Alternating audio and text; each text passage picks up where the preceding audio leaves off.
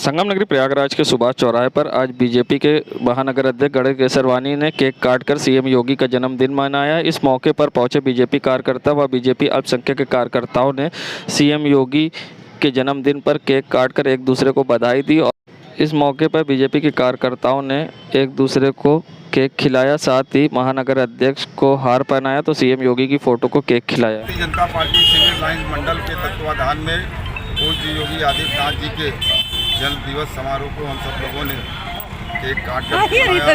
पूरे प्रयागराज महानगर के अंदर पूज्य योगी आदित्यनाथ जी के जन्म दिवस को लेकर के एक जबरदस्त उत्साह है, क्योंकि पूज्य योगी आदित्यनाथ जी ने 15 वर्षों के कुशासन सपा बसपा का जो रहा उससे उत्तर प्रदेश की जनता को आज उत्तर प्रदेश बड़ी ही तेजी के साथ आगे बढ़ रहा है। पूरे भारत के अनेक अन्य राज्यों से कम्पीट कर रहा है। उत्तर प्रदेश का नौजवान, उत्तर प्रदेश की महिलाएं, उत्तर प्रदेश के व्यापारी, समाज के सभी वर्ग आज पूज्य योगी आदित्यनाथ जी के नेतृत्व में आनंद का अनुभव कर रहे हैं। इस नाते समाज के अंदर भी प्रसन्नता है उनके जन्म दिवस को लेकर के, और पार्टी के कार्यकर्ताओं के अंदर भी एक जबरदस्त उत्साह है। और ईश्वर से प्रार्थना करने के लिए आज हम सब लोगों ने शुभकामनाएँ दी। ईश्वर उन्हें और ताकत दे और ऊर्जा दे ताकि देश और समाज का और बेहतर तरीके से। विश्व पर्यावरण दिवस पर्यावरण की सुरक्षा और संरक्षण हेतु विश्व मनाया जाता है। इस दिवस को मनाने की घोषणा संयुक्त राष्ट्र ने पर्यावरण के प्रति वैश्विक स्तर पर राजनीतिक सामाजिक जागृति लाने हेतु वर्ष 1972 में की थी।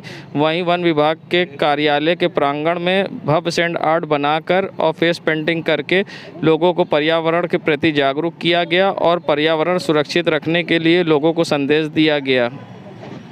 आज हम लोगों ने सैंड आर्ट किया जो कि विश्व पर्यावरण दिवस पर है। देखा जा रहा है कि पर्यावरण के लिए सब सोशल अवेयर है, पर उसको कोई निभा नहीं पा रहा है। जिस प्रकार से पेड़ काटे जाते हैं, लोग एसी का प्रयोग कर रहे हैं। देखा जा रहा है कि उससे ओजोन लेयर में कितने ज़्यादा दुष्प्रभाव पड़ रहा है, लोग इस पर ध्यान नहीं दे रहे हैं। आज हम लोगों ने उससे रिलेटेड एक सैंड आर्ट किया है जो कि एक पीपल के पत्ते पे एक वृक्ष जो हमारी अर्थ है उसको एक हम लोग सेव करते हुए दर्शाया है। हमारे मित्र मनोज, हम अंजलि और सृष्टि ने, बादल ने काफ़ी मेहनत किया है। सुबह से हम लोगों ये सैंड आर्ट कर रहे हैं और लेके आज हम लोगों ने ये भव्य सैंड आर्ट तैयार किया। अपने कला के माध्यम से ये अवेयर कर रहे हैं कि पेड़ वगैरह कम काटे जाएं और लोग एसियों का प्रयोग कम किया है। जो तालाब है, गंगा है माँ, उनसे जो मछलियाँ, जिससे जो डीजल वाली नावें चल रही हैं जिससे मछलियाँ अधिकतर मर रहे हैं, इस पर अधिकतर ये ध्यान दिया जाए ताकि वो जीव जंतु बच सके और हमारे पर्यावरण बचाया जा सके और आने वाली पीढ़ी को ये लाभ मिल सके। विश्व पर्यावरण दिवस पर्यावरण की सुरक्षा और संरक्षण हेतु विश्व में मनाया जाता है। इस दिवस को मनाने की घोषणा संयुक्त राष्ट्र ने पर्यावरण के प्रति वैश्विक स्तर पर राजनीतिक और सामाजिक जागृति लाने हेतु वर्ष 1972 में की थी। हर साल आज 5 जून को विश्व पर्यावरण दिवस मनाया जाता है। ये समुद्री प्रदूषण, over population, global warming, sustainable composition और वाइल्ड लाइफ क्राइम जैसी पर्यावरणीय मुद्दों पर जागरूकता बढ़ाने के लिए एक मंच रहा है, जिससे 143 से अधिक देशों की भागीदारी रहती है। वहीं विश्व पर्यावरण दिवस के मौके पर प्रयागराज की ऐसी शख्सियत से मिलाएंगे जो कि हरियाली गुरु के नाम से प्रसिद्ध हैं, जिन्होंने हज़ारों पेड़ प्रयागराज में लगाए और पर्यावरण संरक्षण के लिए लगातार काम कर रहे हैं। हरियाली गुरु कोई और नहीं, इलाहाबाद विश्वविद्यालय के साइंस विभाग के बॉटनी के प्रोफेसर NB सिंह हैं। आइए सुनाते हैं किस तरह से उन्होंने पर्यावरण संरक्षण के लिए पेड़ लगाए हैं और किस तरह से वो लगातार इस पर काम कर रहे हैं। उनको कई इसके लिए कार्य के लिए उनको पुरस्कृत भी किया गया है और किस तरह से वो लगातार कार्य करने में उनको अच्छा लगता है और पर्यावरण को बचाने के लिए क्या कुछ उनका कहना है और किस तरह से पर्यावरण बचाएं। आइए सुनाते हैं आपको। वृक्ष हमारे लिए आवश्यक है। प्रेरणा मिली हमको अपने पिताजी से। मेरे पिताजी कई बाग लगाए हैं। तो कक्षा 3 में था मैं, उस समय 50 पेड़ मैंने अपने पिताजी से मंगवा के कलमी आम के लगाए थे, जिसमें लंगड़ा, दशहरी, चौसा था। तो पिताजी से हमको पेड़ लगाने की शिक्षा मिली और इसके बाद उसको आज तक मैं सतत बनाए हूँ। और वृक्ष लगाने में हमको जितना आनंद आता है उतना और किसी काम में नहीं आता। मैंने अधिक से अधिक वृक्ष लगाए, करीब 1 लाख से ऊपर मैंने पेड़ लगाए, जिसमें छोटे बड़े सभी पेड़ हैं। प्रयागराज में मैंने पेड़ लगाए, गांव में पेड़ लगाए, अपनी कॉलोनी चैथपुर लाइन में बहुत पेड़ लगाए हैं। तो वृक्ष लगाइए, उनकी सुरक्षा और संरक्षण भी जरूरी है। आज हमको कहते हुए दुख होता है कि जब सभी वृक्ष लगाते हैं, तमाम महोत्सव मनाए जाते हैं, वन महोत्सव मनाया जाता है, पर्यावरण दिवस मनाया जाता है, जन्मदिन पे भी लोग पेड़ लगाने लगे हैं, लेकिन पेड़ कम होते जा रहे हैं। जब हम वृक्ष नहीं लगाते थे तब जंगल थे, आज हम वृक्ष लगा रहे हैं तो जंगल नष्ट होते जा रहे हैं। इसलिए सबसे बड़ी आवश्यकता है वृक्ष लगाइए, उनको सुरक्षित और संरक्षित करिए और वृक्षों को कटने से बचाइए, क्योंकि वृक्षों से हमारा अटूट संबंध है, अटूट। वृक्षों को हम कार्बन डाइऑक्साइड देते हैं, ग्रीन हाउस गैस है जिससे ग्लोबल वार्मिंग होती है। पौधे उसके बदले हमको ऑक्सीजन देते हैं। ये अटूट संबंध है, बाइलेटरल म्यूचुअल रिलेशनशिप है जो कि सतत है। सबसे पहले पेड़ पौधे आए, इसके बाद जंतु आए, जिसमें हम लोग भी आए। तो ऑक्सीजन हमारे लिए आवश्यक है, प्राणवायु भी है। दूसरे, वृक्ष रोटी कपड़ा मकान देते हैं। तीसरा, वृक्ष जल वायु जमीन तीनों को शुद्ध करते हैं। आज विकास की होड़ में जब लोग ग्लोबल वार्मिंग से परेशान हैं, ग्रीन हाउस गैसेस की बात होती है, तापीय विश्व की बात होती है, ग्लेशियर्स पिघलने की बात होती है। और आपको मैं बता दूं, इस साल 49 डिग्री 50 डिग्री टेम्परेचर हुआ, तापमान हुआ कनाडा का, जहाँ बर्फ़ गिरती है। वहाँ 600 लोग, विक्टोरिया गांव है, क्वीन विक्टोरिया गांव, जिसमें 600 लोग इसलिए मरे कि गर्मी बढ़ गई थी। रूस में गर्मी बढ़ी, रूस में ब्लोअर्स लगाए गए थे, फॉगिंग मशीन लगाई गई थी तापमान ठंडा करने के लिए। तो इस तापीय विश्व में टेम्परेचर तापमान बढ़ा तो हमारे लिए हमारा अस्तित्व खतरे में होगा। इसलिए आप अधिक से अधिक वृक्ष लगाइए और जल वायु जमीन तीनों को शुद्ध करिए। रोटी कपड़ा मकान आप प्राप्त करेंगे।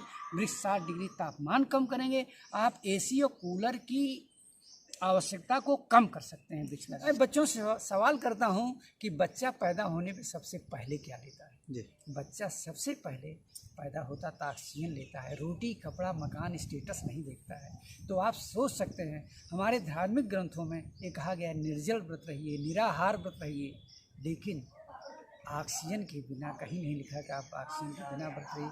ऑक्सीजन के बिना हम जीवित नहीं रह सकते, ये सबसे आवश्यक है। ये हमारा अटूट संबंध। ऑपरेशन पाताल के तहत एसएसपी प्रयागराज ने जारी किए नंबर, सूचना देने वालों को मिलेगा इनाम। क्या कुछ कहा एसएसपी प्रयागराज ने, आइए सुनाते हैं।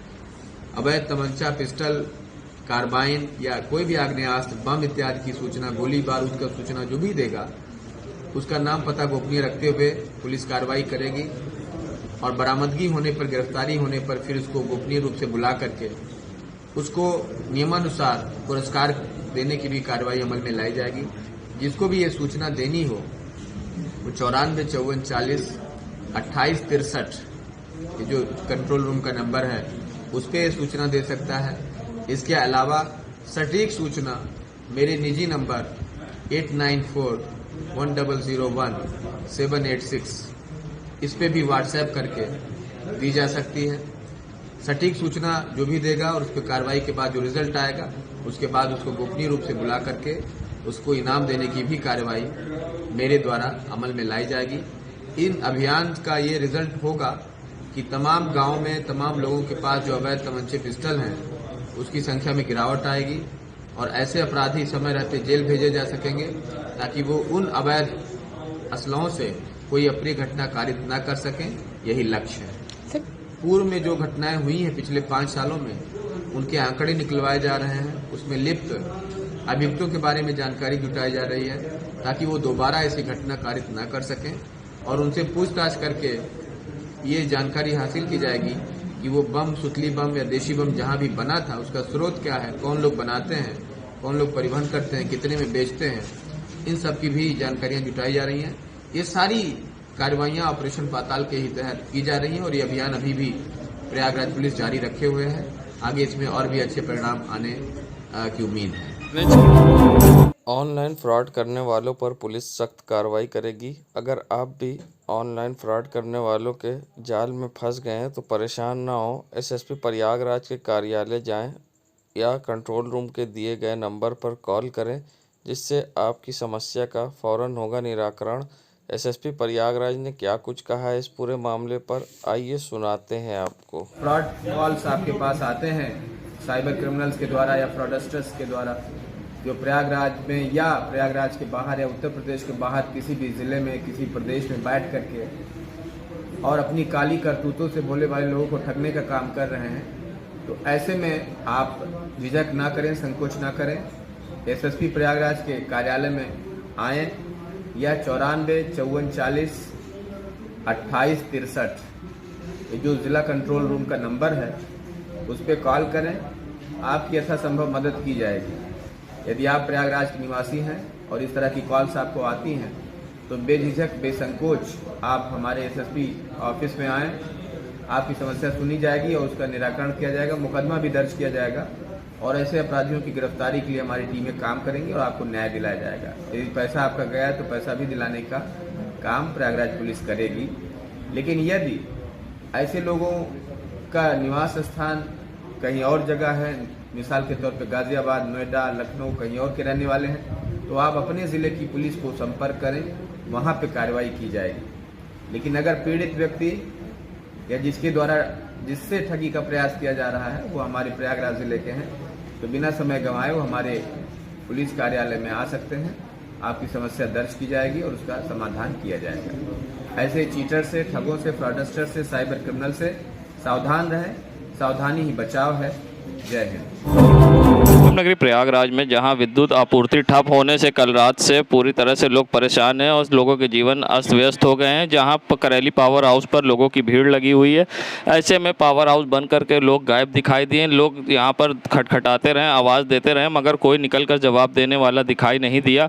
वहीं भीषण गर्मी में लोग गर्मी से परेशान हैं और ऐसे में लोग पावर हाउस के चक्कर काट रहे हैं, मगर कोई भी उनको संतुष्ट करने या जवाब देने वाला नहीं दिखाई दिया, जिससे लोगों की भीड़ पावर हाउस पे इकट्ठा दिखी और लोगों में आक्रोश दिखाई दिया। जहां कल रात से लोगों का कहना था कि लाइट नहीं है और घर में पीने का पानी तक नहीं है। ऐसे में लोगों को परेशानी का सामना करना पड़ रहा है और क्या कुछ कहना है लोगों का, आइए सुनाते हैं आपको। कोई सुनने वाला तो नहीं, ना फ़ोन उठाते हैं ना कुछ करते हैं।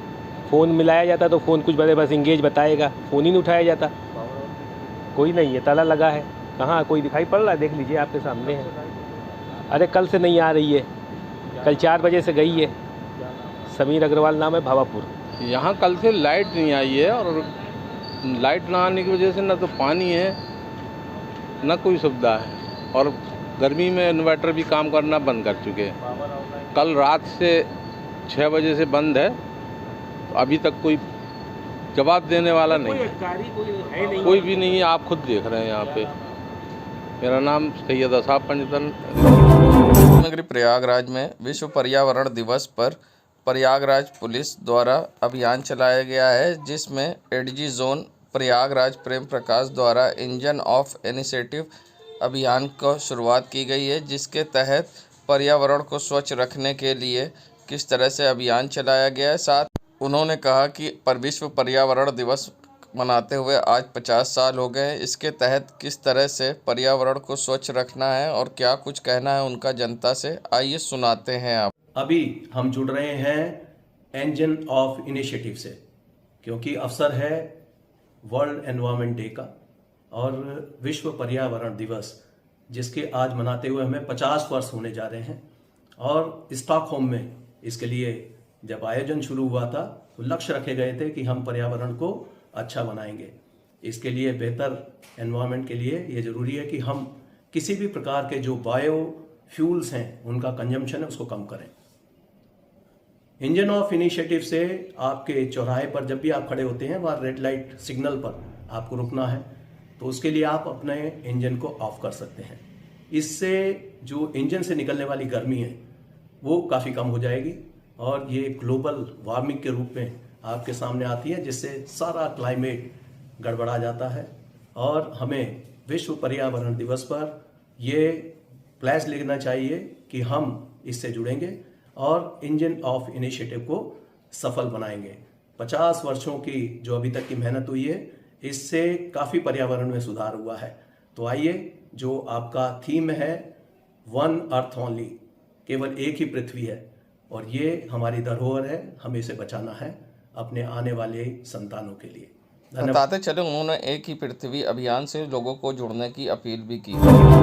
शादी एक अहम मुद्दा होता है जीवन का, जहां हर कोई शादी तो करता है मगर कुछ लोग अपनी निजी कारणों से शादी भी नहीं करते हैं। ऐसे में शादी न करने वालों पर लंबे समय तक किस तरह से मानसिक दुष्प्रभाव पड़ता है, क्या समस्या होती है, इस पर क्या कुछ कहना है डॉक्टर ईशान्या राज का कि शादी न करने से किस तरह की मानसिक समस्या होती है, आइए सुनाते हैं। सामाजिक प्राणी हैं और समाज में रहते हैं। समाज में आपने देखा होगा कई नियम हैं और कई सारे ऐसे रूल्स रेगुलेशन हैं जो हमें चाहे ना चाहे फॉलो करना होता है, और वो इसलिए भी फॉलो करना होता है कि ये समाजीकरण की जो प्रक्रिया है वो आगे बढ़ते रहे। शादी एक प्रमुख इंस्टीट्यूशन माना गया है परिवार का, क्योंकि एक परिवार से ही दूसरे परिवार का जन्म होता है। तो हम सब के लिए शादी एक अहम मुद्दा है, बट कुछ ऐसे व्यक्ति हैं जो इन मुद्दे को बहुत सीरियसली नहीं लेते हैं। उनका अपना में भी कुछ इंडिविजुअल कारण होता है, बट कहीं ना कहीं ये चीज़ें उनके मानसिक स्वास्थ्य पे ज़रूर प्रभाव डालता है। वो इसलिए क्योंकि हम अपने आसपास सबको परिवार में देख रहे हैं, और जो हमारे आसपास हैं उनकी भी ये चाहत है कि वो हमें हमारे परिवार के साथ देखें। तो जो हमारे एक्सपेक्टेशंस हैं और जो उनकी एक्सपेक्टेशंस हैं वो कहीं ना कहीं मीटअप नहीं कर पाते। तो ऐसे में व्यक्ति जब एक कन्फ्लिक्ट की स्थिति में होता है, और ये कन्फ्लिक्ट की स्थिति कहीं ना कहीं उसके अंदर तनाव लेकर के आता है, और ये तनाव व्यक्ति के अंतर्गत तब बहुत ज़्यादा बढ़ जाता है जब वो अकेले होता है, काम के बोझ में होता है, और वो अपनी बात जब लोगों को नहीं कह पाता है। तो धीरे धीरे ये जो मनस्थिति होती है ये सीवियर तनाव रिएक्शन में, स्ट्रेस रिएक्शन में लेकर के आता है, डिप्रेशन में लेकर के आता है। और जब एक एज होता है, एक एनर्जी होता है, तो व्यक्ति को लगता है मैं लड़ लूँगा, सब कुछ कर लूँगा, लेकिन एक एज आते आते फिर वो मानसिक परेशानी की गिरफ्त में इस तरीके से फंसता जाता है कि फिर उसका इलाज उसके लिए बहुत मुश्किल हो जाता है। तो समझना ये है कि एक स्वस्थ शरीर में एक बीमार मन का वास हो सकता है, और नहीं शादी करना इस बीमार मन को और ज़्यादा बीमार कर सकता है, क्योंकि आप किसी से बातचीत नहीं कर पाएंगे, दिल की कोई आपके साथ रहेगा नहीं, तो वो अकेलापन कहीं ना कहीं आपको इतना झकझोर देगा कि आप फिर कहीं ना कहीं फंक्शनल जो इम्पेयरमेंट है उसकी स्थिति में आ जाएंगे और व्यवहार असामान्यता की तरफ चलेंगे। संगम नगरी प्रयागराज के कीटगंज थाना क्षेत्र के पास का नज़ारा है, जहां बैराना की सड़कों पर आप देख सकते हैं किस तरह से आवारा जानवर टहल रहे हैं। एक तरफ कहने को तो स्मार्ट सिटी है, मगर स्मार्ट सिटी की सड़कों पर खुलेआम घूम रहे आवारा जानवर, नगर निगम बना अनजान। मिलते रहते हैं। हाँ सर, यहाँ कितने दिन से हैं ये? लगभग हमेशा दिखते हैं। तो परेशानी होती है गंदगी? परेशानी यही है सर। क्या नाम है आपका? मेरा नाम है धर्मेंद्र कुमार। विश्व पर्यावरण दिवस के मौके पर वन विभाग के द्वारा फेस पेंटिंग प्रतियोगिता का आयोजन किया गया। क्या कुछ कहा डीएफओ ने पर्यावरण दिवस पर, आइए सुनाते हैं। कि आज विश्व पर्यावरण दिवस है और संयुक्त राष्ट्र संघ ने वर्ष 1972 में प्रत्येक वर्ष 5 जून को विश्व पर्यावरण दिवस मनाए जाने का निर्णय लिया था, और जिसके पीछे के कारण ये थे कि जो पर्यावरण है हमारा, उसके जो विभिन्न घटक हैं उनके बीच में जो संतुलन रहना चाहिए वो धीरे धीरे खराब हो रहा था। तो पूरी दुनिया में सभी लोगों को प्रेरित करने के लिए कि जो हमारा पर्यावरण है इसको अगर सहेज के रखना है, बचा के रखना है, तो हमें इसके लिए कुछ करना होगा। और इसके जो अलग अलग घटक हैं, पानी है, मिट्टी है, हवा है, पेड़ पौधे हैं, जीव जंतु हैं, इनको सभी को बचा के रखना होगा। तो तभी से ये प्रतिवर्ष हम 5 जून को विश्व पर्यावरण दिवस मनाते हैं। और आज इस वर्ष हम जो है प्रायः होता क्या है कि इसमें गोष्ठियाँ होती हैं, पौधे लगाए जाते हैं। हमने सोचा कि कुछ थोड़ा हट के कुछ ऐसा किया जाए जिससे आम आदमी को उसका ध्यान इस तरफ खींचा जाए।